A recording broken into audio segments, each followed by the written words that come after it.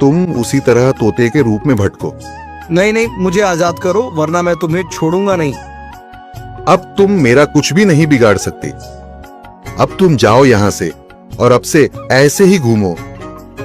अब तुम्हें पता चलेगा कि दूसरों को दर्द देने में कैसा महसूस होता है। इसके बाद वह राक्षस वहां से उड़ जाता है। मरचू और उसकी पत्नी सीता दोनों खुश हो जाते हैं। मरचू पहले की तरह काम करने लगता है। वह और उसकी पत्नी दोनों खुशी खुशी जिंदगी गुजारने लगते हैं।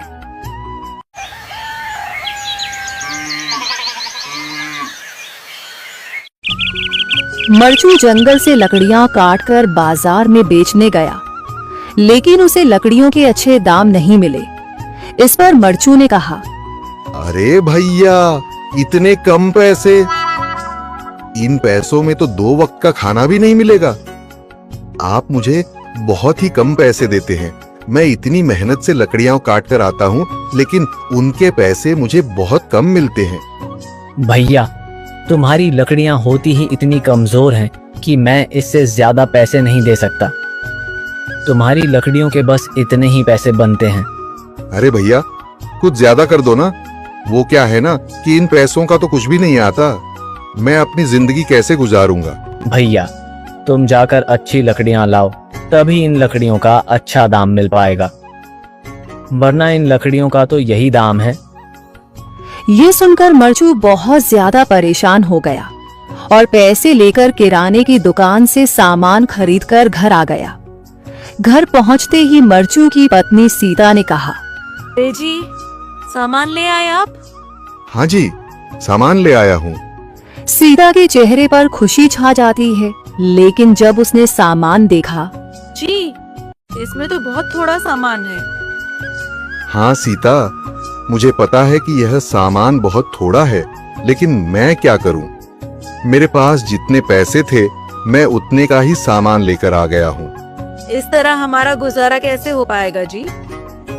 आपको तो पता ही है कि हम कितनी मुश्किलों से गुजारा करते हैं। हाँ हाँ, मुझे पता है, लेकिन मैं कर भी क्या सकता हूँ?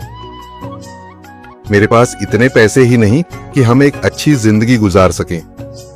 इतनी मेहनत कर रहा हूँ, लेकिन फिर भी मेहनत का फल नहीं मिल रहा।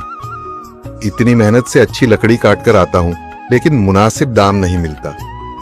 मैं तो बहुत परेशान हूँ। क्या करूँ? कहाँ जाऊँ?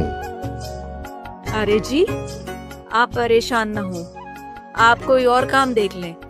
मैंने कई बार काम तलाशने की कोशिश की, पर किसी ने भी मुझे काम नहीं दिया। ये सुनकर सीता भी काफी ज्यादा परेशान हो गई। मरचू से सीता की परेशानी नहीं देखी गई। उसने अपनी पत्नी सीता से कहा, मैं फिर से जंगल की ओर जा रहा हूँ। अरे जी, अभी मत जाइए ना, वैसे भी शाम हो रही है। आप कल चले जाइएगा, अभी मत जाइए।